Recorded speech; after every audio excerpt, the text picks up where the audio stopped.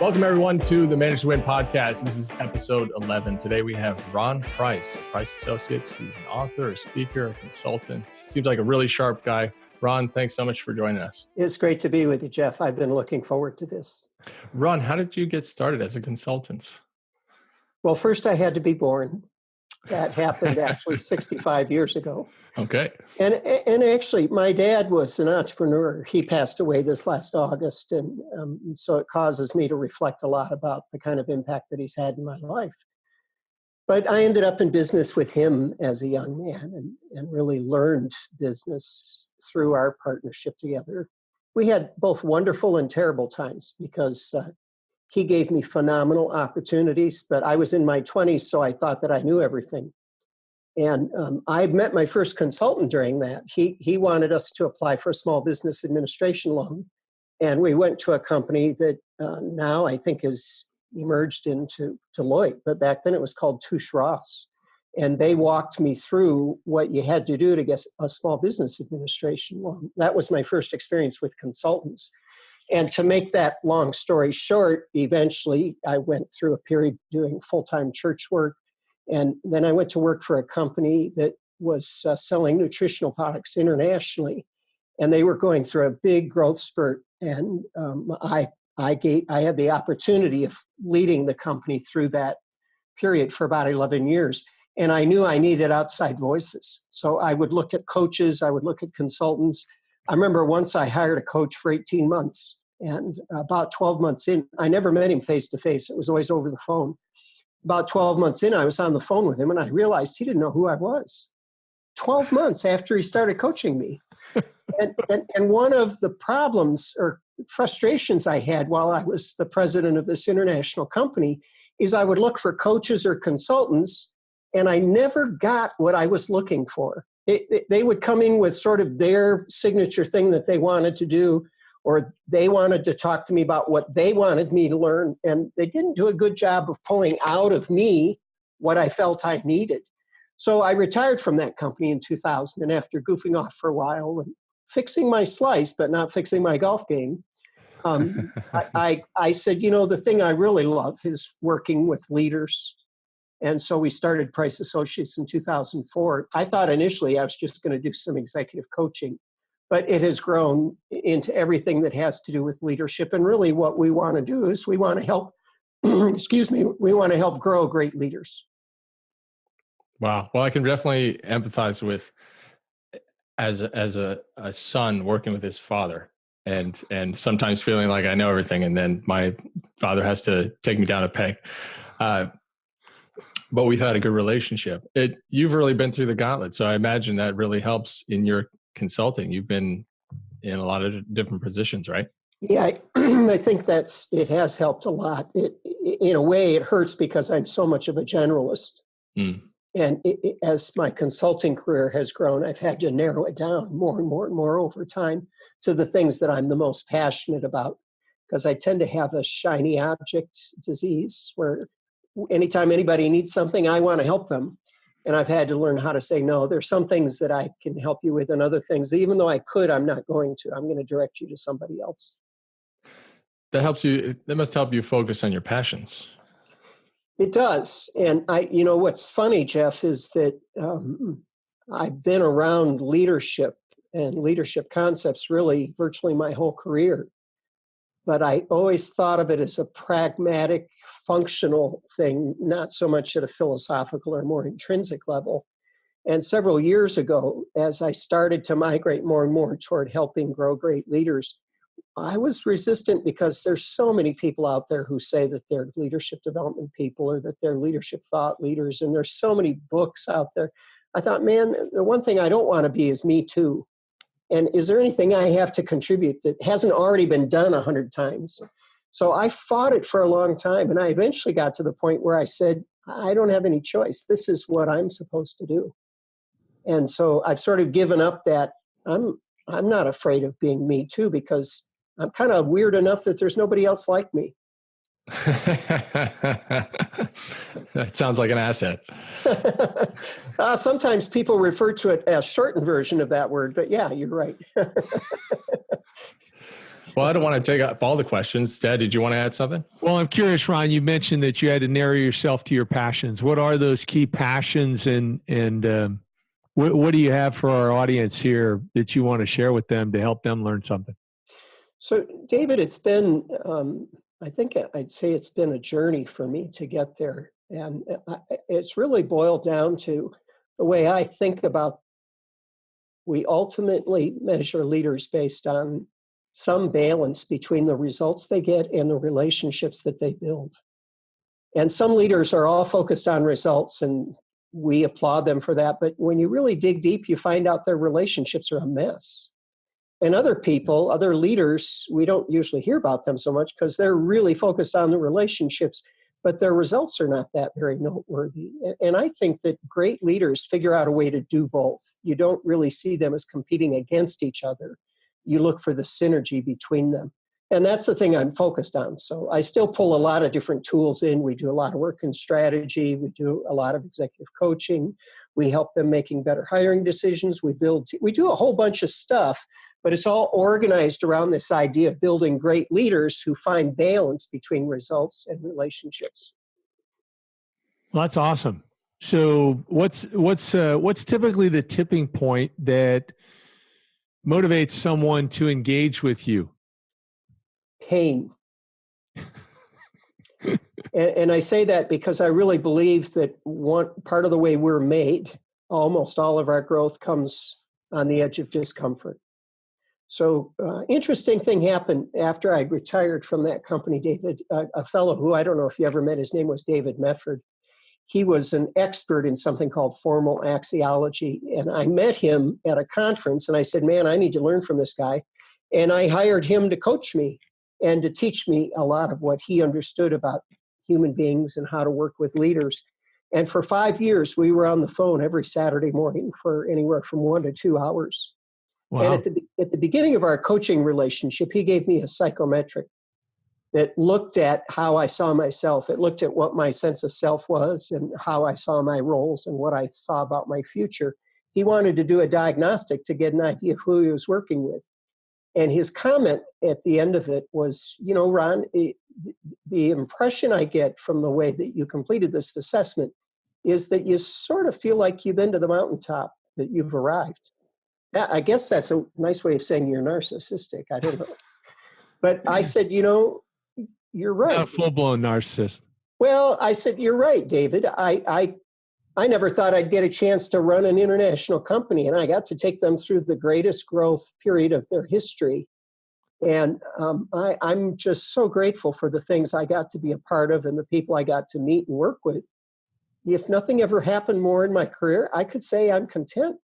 And he said, Ron, it's okay. There's no problem with that. And then here was the clincher. As long as you don't need to grow anymore. And when he said that, I thought, well, that's not what I want my mindset to be. I want to be grateful for what I've done, but I don't want to say I'm done growing. So I said, no. If I need to develop some discontentment so that I'll grow, I'm happy to do that. So I get back to your original comment. Your original question is, what is the trigger? What is the pivot? And it's really for a leader who's dissatisfied because not because they haven't done well, but they're dissatisfied because they still believe there's something more. And that's really the basis for all growth, I think, as a leader. So what's a typical situation that, or maybe you got a specific example of someone who came to you, they were dissatisfied. So they have something that either in themselves they want to work on, or there was an issue with their company, and kind of a before and after type of thing. Yeah, so I can think of a lot of situations. One of our early clients was a fellow who had a relatively successful construction business, commercial construction, but he was experiencing big growing pains. It was actually before the recession, the 2008 recession, and he had doubled the year that we got introduced to each other, and he started asking for help.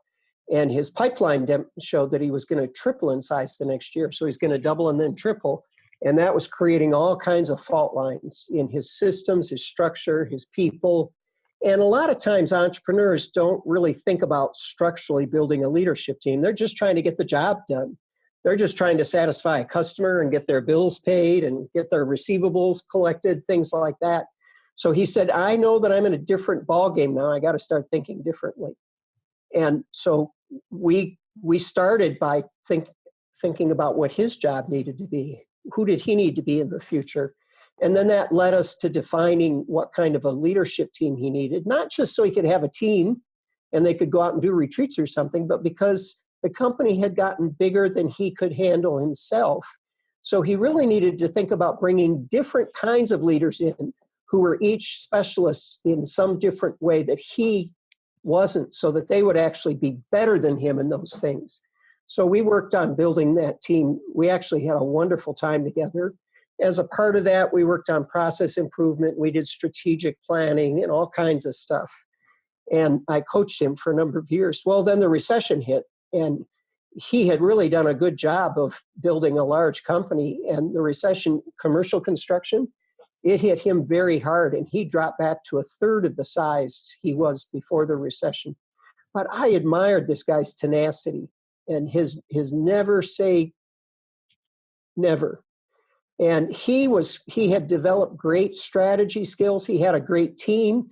And within 3 years, he was larger than he was before the recession.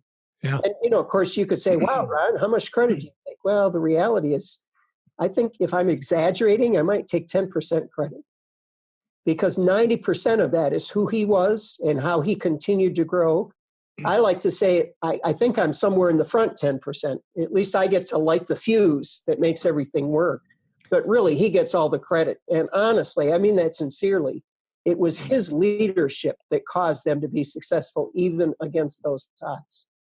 Well, and as you've indicated, I mean, you came in at a really good time to provide some structure. If he had gone alone and tried to triple that organization and chase after that with no structure, and then the 2008, 2009 recession hit, I remember talking with people. I remember I got a call from a guy.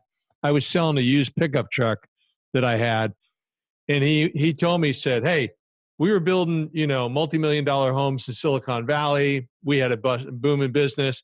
Everything's totally dead right now. We're bidding things we get a job opportunity right now. We figure out what do we need to pay our bills, and we bid it right at that. Just anything we can do to close a job. I had to give up my trucks. I had brand new trucks in my fleets, everything like that. I'll take yours, even though I forget what the issue was that I had, that I was candid about. He's just like, I can fix the car. I'm great with cars. I'll fix it myself. I can go. And he was just trying to survive so then he could grow again. And then, he wasn't that big of a shop. But you think of somebody like you're talking about, if he didn't have the structure and the humility to hire people stronger than himself to get on that leadership team, to be able to make those tough, I mean, you mentioned it in a sentence or two. Okay, he cut back to a third. That sounds so simple, because then we move on. It's kind of like reading the Bible or some other book that's historical. Like if you get, Jeff, you were talking about Team of Rivals. There was, we read statements in there. We're thinking, oh, okay, that happened. No. There was all kinds of agonizing thought and debate, and we're going to hurt these people if we lay them off, or we have to do this. And, or I watched did you see the movie The Darkest Hour? No. Oh, yes. Yeah. With Winston Churchill. Yeah. So you remember with Dunkirk. Yeah. He's just been appointed. He goes to the map. He's like, what's this little pin here? Oh, that's a brigade or a battalion of 4,000 guys. Okay. Have them attack the Germans. And all the other guys are like, how can you do that? They're all going to die. It's a suicide mission. He says, yes. But if they do that, it'll give the 300,000 time to get to the beach and hopefully get evacuated. Yeah. At a time when they had no boats to go get the 300,000. But that's these tough decisions that leaders have to make. Right. Yeah. I mean, that's. And in those moments, those are not easy decisions. They're complex. Yeah. And of course, we can look back on the ones that worked out well and applaud those people. But sometimes you have the courage and you do the best you can, and it turns out it doesn't work well.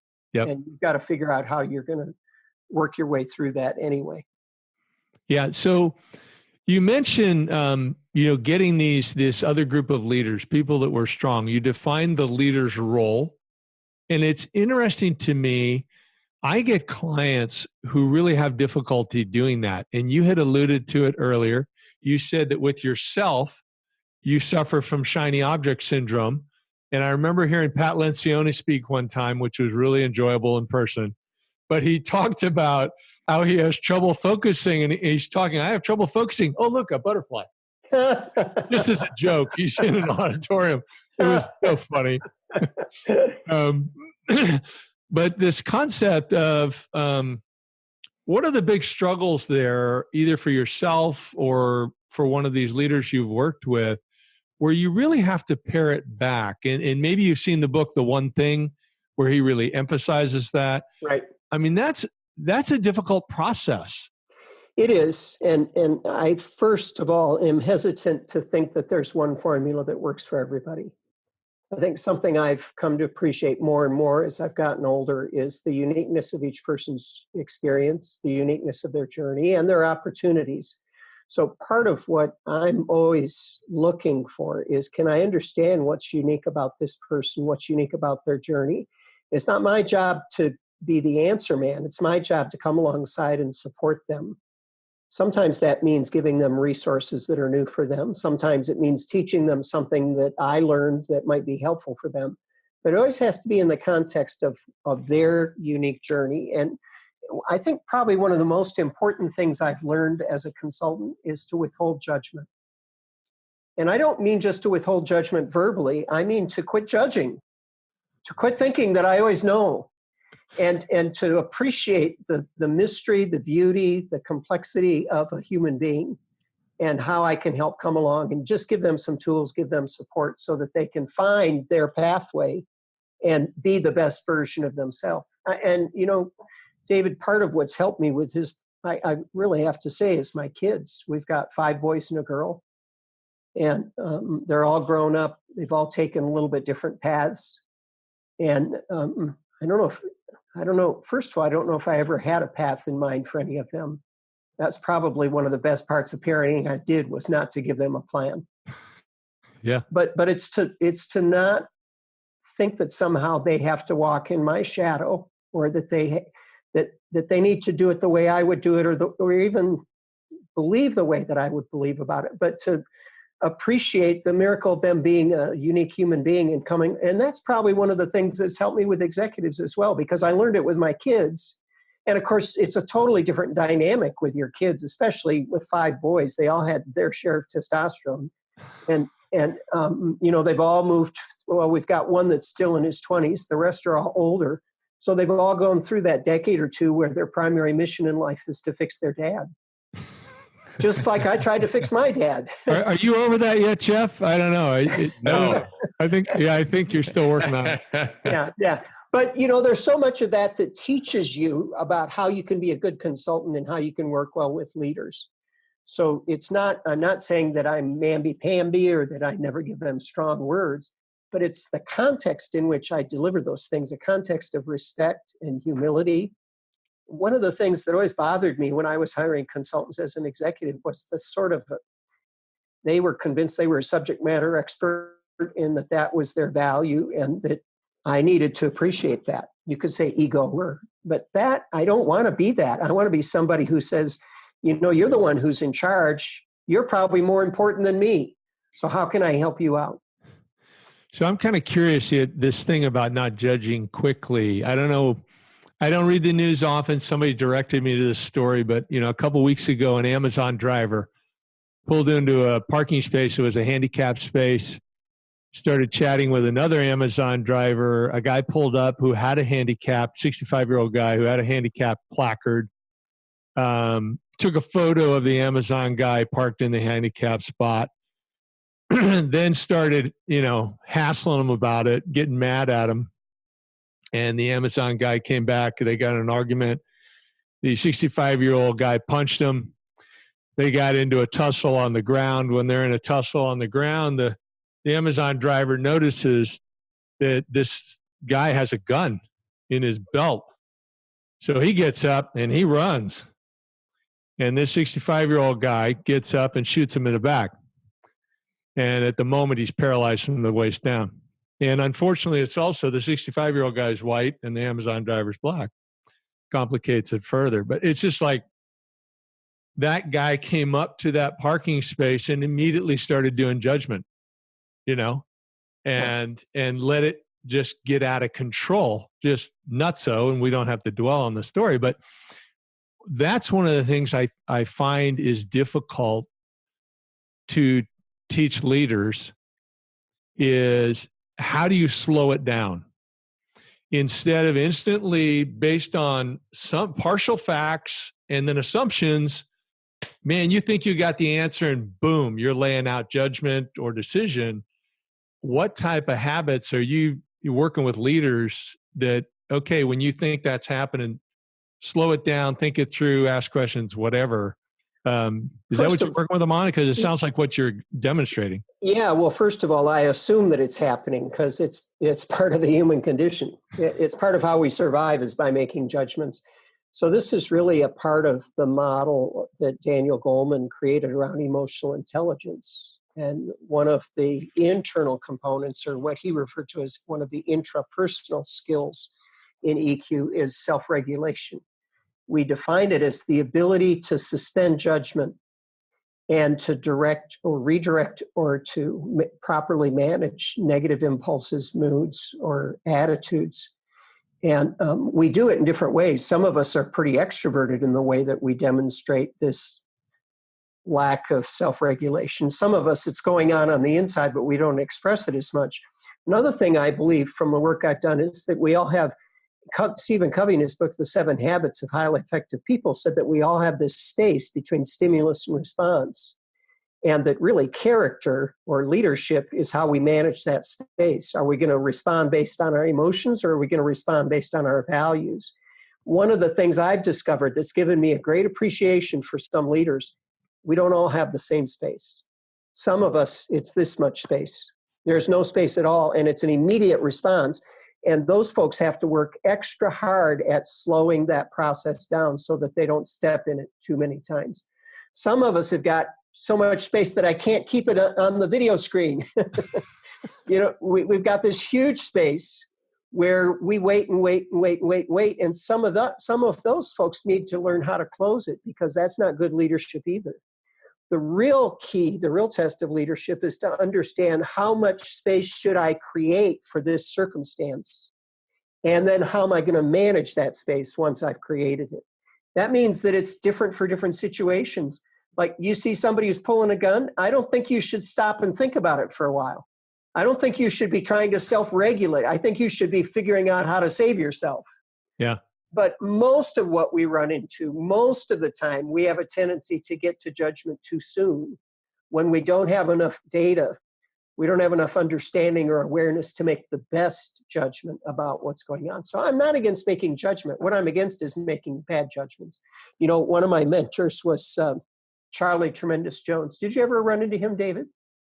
No, it rings a bell for some reason. Yeah, Charlie Tremendous Jones was a very successful life insurance agent for New York Life. I think it was somewhere late in the 50s. He had the largest agency in the United States for New York Life. And he said, I love speaking. I'm going to sell my agency. So he sold it for $1 million, which at that time was a lot of money. Of course, he later confessed to me that the guy never paid him, but he sold it. And he became a public speaker. And his story was just amazing, and he had a great influence on me. He was really a wonderful mentor to me for many years. And Charlie said to me once, he said, Ron, the key to being successful is good judgment. And so I said, Charlie, that's great. Can you tell me how to get good judgment? He said, yeah, you've got to have experience. Judgment comes from experience. I said, okay, so how do I go out and get experience? He said, bad judgment. So the idea is that we learn our best lessons when it didn't work out. Yeah. So, we've all had a failure. We've all had something that we had great vision to accomplish and we set out to do and it didn't work. And we tend to either want to brush it under the rug. We normally don't put it on our LinkedIn profile. But the reality is that's where some of the best learning is taking place, when we tried something that we saw and then it didn't manifest itself. And we go back and reflect and understand why. What more can I learn? And it's that kind of stuff that builds great success. And do you find it, do you find that some of the rush to judgment, or, basically you describe fight or flight response to conflict, either, they're jumping out and getting verbal or aggressive, whatever, and instantly, or they're stuffing it. There are two more, Doug. It's fight or flight or flock or freeze. I haven't heard those. What are those? Yeah. Flock is we just want to get in the shadows and follow somebody else. We don't want to exercise leadership. We want somebody else to do it for us. And freeze is we get paralyzed. We just do nothing. So it's fight, fright, flock, or freeze. Are we supposed to say that fast 3 times? Yeah, I've never been able to. But these are all things that are happening. We now know through neuroscience, which is such an amazing field of discovery these days. We now know through neuroscience that those things are all happening in the back of our brain. Our amygdala, part of our limbic system, releases these chemicals into our body that actually change our behavior. And so when we're helping somebody develop more space between stimulus and response, part of what helps them is we help them to understand what's happening physiologically and then how to manage the physiology of it. And that helps us, therefore, then to manage the behavior of it as well. Yeah. How do you do that? Can you go? So I don't know if I'm asking a dumb question here, but No. You just said manage the physiology. Yeah. So it all begins with being aware of what's happening to you physically. We think that the number one skill for effective leadership is self-awareness, and it's self-awareness physically, intellectually, emotionally, spiritually. It's knowing who you are and understanding both your strengths and your weaknesses and what's going on. So first thing I'll do I'm thinking of a fellow right now. He hired us to work with his whole company, and he really didn't want to change, but he wanted everybody else to change. And I said, well, it doesn't work that way. You got to decide there's something you're going to work on. So if there was one thing that you could improve on during our time together, what would it be? He said, probably not to get angry so often. I said, okay, tell me a little bit more about that. And he had some degree of self-awareness, but not. When I talked to his employees, they saw a lot he didn't see. So I said, tell you what, to make it easier, tell me something outside of work that's an example of you getting angry. He said, driving.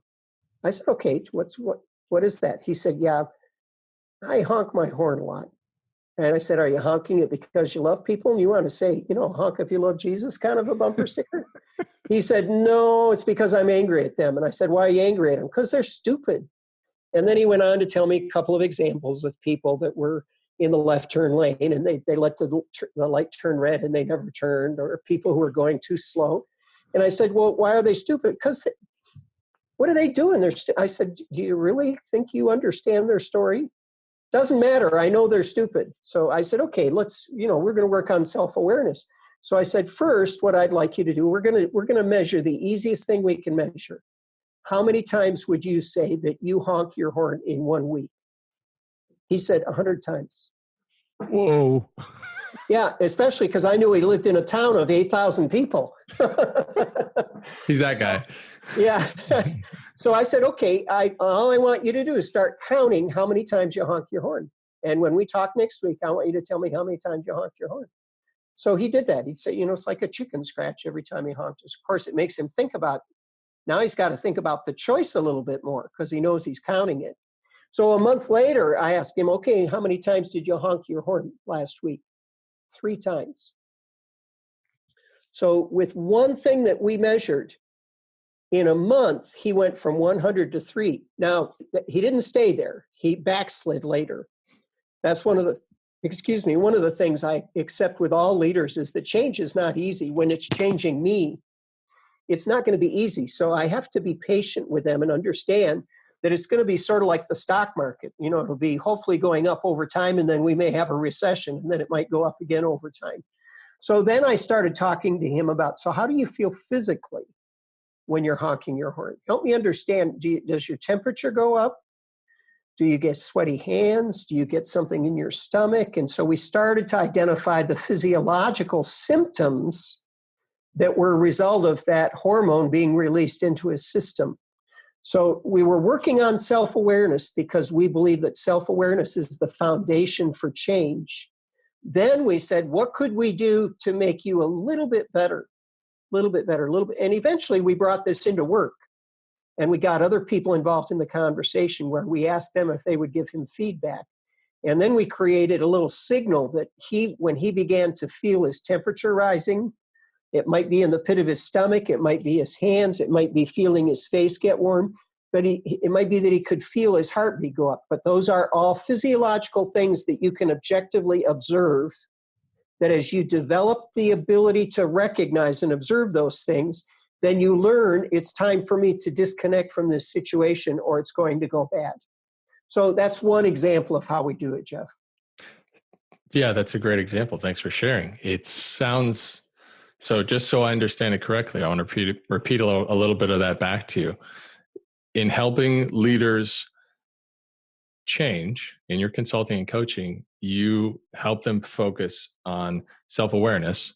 And in order to do that, you believe a big part of self-awareness is understanding the physiological effects that certain negative tendencies in their lives have on them, and to identify them and track them and specifically target those to develop a sense of self-awareness. Yeah, there's another great tool that I owe gratitude to Steve and Jill Morris for. They wrote a book called Leadership Simple, Leading Others to Lead Themselves. And in it, they give 7 coaching questions that I've probably used 1,000 times that are just so I use them on myself when I find myself in some kind of a consternation or dissatisfaction with something. So I'll give you the 7 questions real quick, and your viewers can go back and rewind or whatever. The first question is, so tell me what your perception is of this current situation. And I always have a secondary question to that. How do you know that's accurate? How do you know that your perception is right? What data do you have? How have you studied it? Second question is, so what do you want this situation to look like? Where do you want it to go? What do you want it to become? And I have a little shadow question there, which is that realistic, what you're saying you want it to be? Question number 3 is, so what are you doing to get what you want? Because a lot of times we just want to complain. We don't actually want to change it. We just want to complain. So question 3 is, what are you doing to get what you want? Question 4 is, how's that working? We call it the Dr. Phil question. How's that working for you? Question number 5 is, so what else might you try that would help? And a lot of times they want me to give them ideas, and I've developed a discipline, because it's not easy when you're trying to help people. I've developed a discipline to say, I've got a few ideas for you, but I'm not going to share them with you until you develop 5 of your own. What else could you try? Because I want them to develop their creative thinking. Plus, I know they believe their ideas before they believe mine anyway. So that's question number 4. Number 5 is, was that question? Let's see. What your perceptions? What do you want? What are you doing? How's it working? What else could you try? That was number 5. Question number 6 is, what do you want to make sure that you don't do? By the way, Steve doesn't like this question. He doesn't ever like to go negative. But it has saved me from more problems by saying, what do I want to make sure I don't do? In the story I just told you, is I don't want to honk so much. But for me, a lot of times is I don't want to ruin the relationship in order to get what I want. But whatever it is, that question 6 is, so what are you not going to do because you know it won't get you what you want? And then question number 7 is, based on all that, what are you going to do? And when are you going to do it? And how are you going to do it? And how can we build accountability into your commitment to do that? So those 7 basic questions are just brilliant. They're brilliant for teenagers. They're brilliant for executives. They're just brilliant. Yeah, the one thing I have learned, David, dads talking to dads, is anytime I try to use those with my kids or my wife, they say, don't do any consulting with me. So I have to find different ways of asking them with my family. Well, what I would like to emphasize to the audience is that what you're talking about is a process that you go through with a client that's not a 30-minute call. I mean, this is a process of many calls over many months, because it takes time to develop the new powerful habits to overcome the bad ones. And it's not like turning on a light bulb. So it's not, but I think that it's really great that you bring that up, because I think for anybody who's a consultant or coach who might be watching this, one of our cardinal sins is we want people to understand us and we want to make a difference. And that's not the first need that people have. The first need that people have is for us to understand them and for them to see the pathway, how they can make a difference, or to be validated for how they already are making a difference, or begin to have hope for how they can make a difference. It's really all about them. And too often we want to be the subject matter expert when they don't want that. They want somebody to help them be better, not to prove how good we are. Bill Bonstetter, a mutual friend of ours who passed away a few years ago, he had a saying that really struck me. He said, "Do you really think that your clients, when they're out on the golf course, brag about how good you are?" No, they're telling their buddies about how good they are, because that's a basic human need, to be known and to be needed. Yeah, and I think although you alluded that you have to do this differently with family, I really find virtually everything we do as far as developing leaders transfers over into the personal life. It really does. At home and a different person at work. Yeah, and this idea of being understood and making a difference applies very much to family. It's just that I can't use something that they recognize as a tool that I learned in my professional life, because they don't want to be treated like a client. They want to be treated like a son or a daughter or a wife. Yeah. You change the questions a little bit, change the wording. I'm not going to give all my secrets away here, Jeff. You can work on that the way you want. Well, it sounds like this would be totally applicable, not just to consultants, but any leader that's trying to get an employee to change, or anybody who wants to change a relationship. Yeah, this is what life's about. Yeah. And I think it's a big part of what makes great leaders is your ability to understand others and help them make a difference. After, you've heard leaders, somebody with followers, or leaders and influence, and those things are true. But I think if there's any chance to ever cross the finish line as a leader, it has something to do with passing the baton to somebody else and them being able to run faster and further than you did. Yeah, you mentioned, there was one thing I wanted to circle back on. You mentioned earlier about how a growing business has to cultivate talent and leaders in different areas of their business. From reading the Steve Jobs biography by Walter Isaacson to just reading what David mentioned. I just finished reading Team of Rivals. And it really struck me how the best leaders often recognize their limits and instead focus their energies on surrounding themselves with the best people who can do the job for them, essentially, in many ways. And yeah, I think it's part of the wonder and the frustration at the same time, is that the best leader develops such an appreciation for the diversity of people that they have around them. And instead of trying to change them or fundamentally alter what makes them unique, they figure out how to get everybody to play in the same orchestra and to create beautiful music, because it's made up of different sounds. I gave a talk recently at a conference called "Your People Are Not the Problem." It was an interesting talk because I was given the topic. I was told, this is what you're going to talk about, Ron. And of course, to do that authentically, you got to do some work on yourself. So I spent months pondering, and I actually wrote out my talk 3 or 4 different times before I got to a point where I said, okay, this is something I can say from conviction. This is something I can say that I really believe. And the basic insight that I got to, that really was triggered by them giving me this assignment, is that oftentimes the things about our people that are different from us frustrate us. And we think if only they would be more like us. Not always in terms of style, but values, sense of ownership, accountability, all of those kinds of things. But what if instead of seeing our people as the problem because they're not emulating what we'd like, some of which they probably should be emulating, what if we told ourselves that they're actually the catalyst for us to become the next version of leader that we should become? That whether it's their misbehavior or their lack of motivation or lack of personal accountability or whatever, is actually a gift to us, because it helps us to go deeper in thinking about how we can serve them and help them at the same time that we're getting the results our organization asks. So it comes back to this balance between results and relationships again.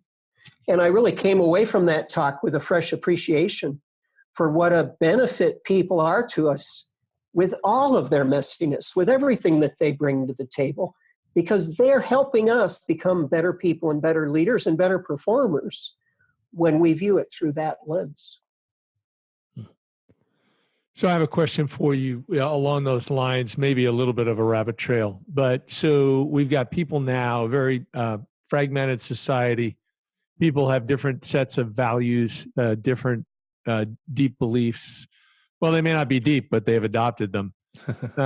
What have you found works well to bring these people together, different ages, different generations, different belief systems, around some common values in an organization where everybody can agree at a certain level that we're going to make decisions based on these values. This is how we're going to behave as an organization. What have been the biggest challenges there, and what's worked? Yeah, so my immediate response to it, David, which probably warrants some more reflection, but my immediate response is you always start with conversations. And conversations are about getting to understand each other better. And I have a rule, of course it's bad math, but I have what I call the 70-30 rule. In every conversation, I would like to spend 70% of my time listening and learning, and no more than 30% of my time talking. Kind of hard to do today when you guys asked me to be your guest, but we're still having some fun with it.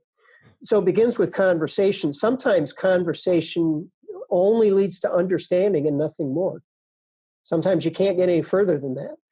But that can be considered an achievement, just to understand the other person or people. The next step, if you're able to do it, is to move into collaboration. And I think the key to collaboration is shared interest. I think a lot of times as leaders, we get a group together and we say, we want to collaborate on this. And what we're really saying with our actions is we want to collaborate around the idea that you're going to do what I want to be done, and I want you on my team to help me get it done. That's not really shared interest. Shared interest is we find some common areas of interest that we say we both agree with that. We both would like to see that. It's some kind of a result that we'd both like to achieve. And so then you can move into collaboration because there's a shared goal or a shared interest. And if you do that well, there is a sort of a line that you cross where it becomes magical, and it moves from collaboration to synergism. And synergism is where you've worked on it so much that you've really become one voice. In a certain sense, you become one movement. You've become one entity in moving to get that done. And it doesn't happen that often in life. You got to get through the understanding. You can't get there without really understanding each other at a deep level. You've got to move through the collaboration where you really do have shared interests, not just because I'm pretending I do so I can be with you, but you really do have a shared interest that you co-own. And then you learn how to pursue that shared interest with some skill, with some empathy, with this ability to organize around each other's strengths. And when you reach that point of synergism, it's almost like time stands still because it's such a beautiful place. That's what I'd love to help leaders find. And it can be difficult because a lot of entrepreneurs still think of a hierarchy. They think I'm in charge and everybody else is there to serve my purpose.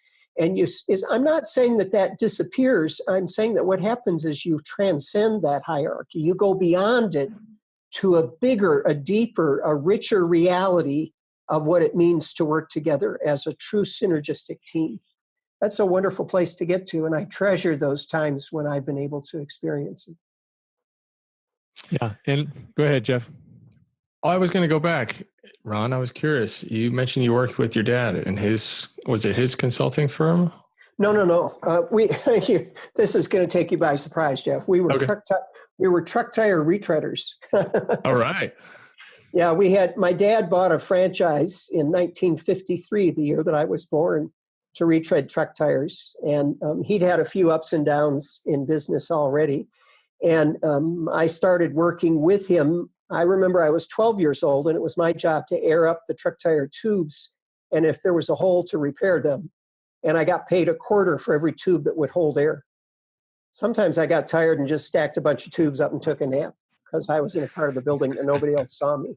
But then after I got out of school, he asked me if I would get involved in the business. And I really worked my way from the bottom up.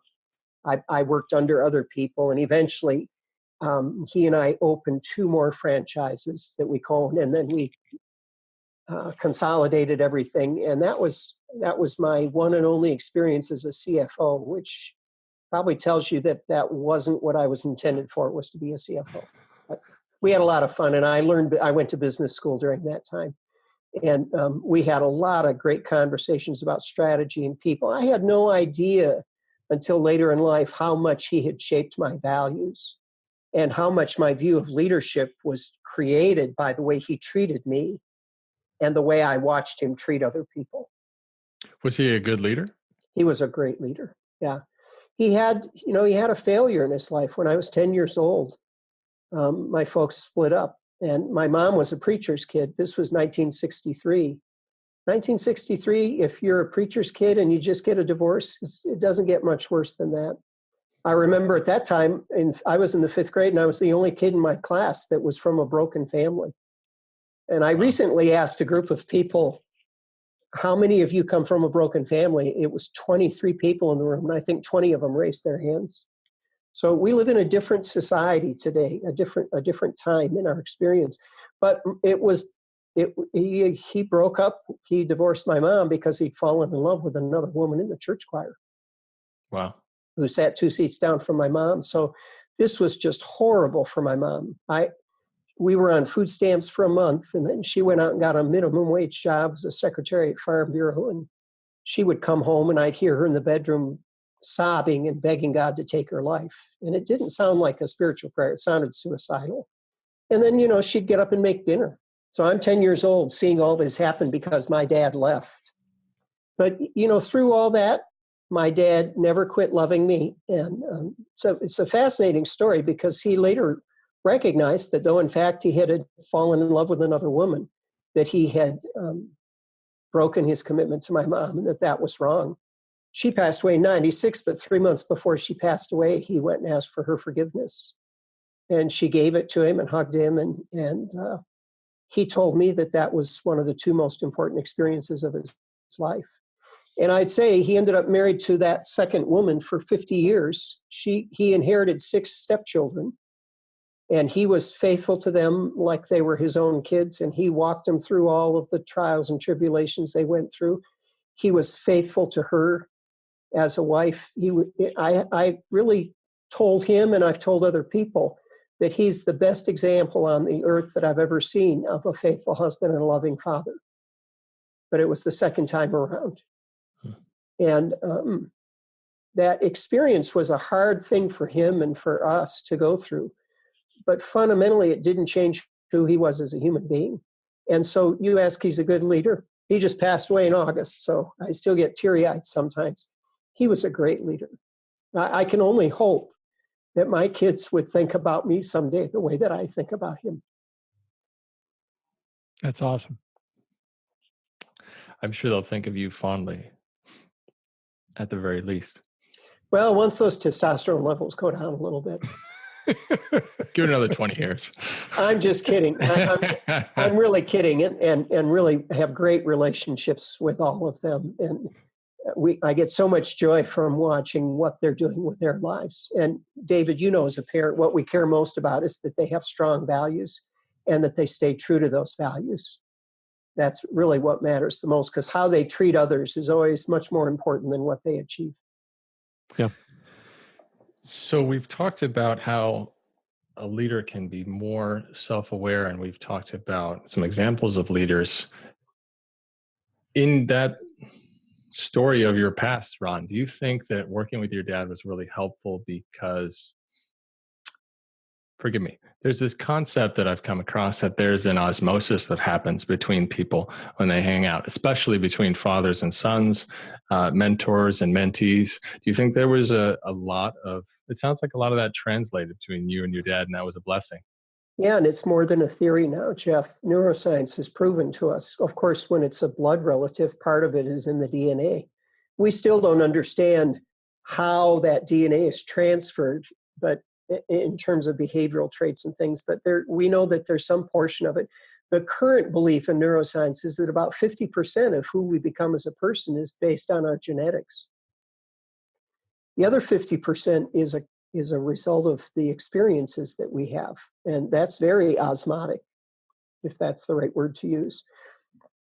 Neuroscience tells us that we have these mirroring neurons right now that connect with, so even though we're doing this over video, there's something going on between our brains that's invisible that we don't see, where we're benefiting from each other's presence.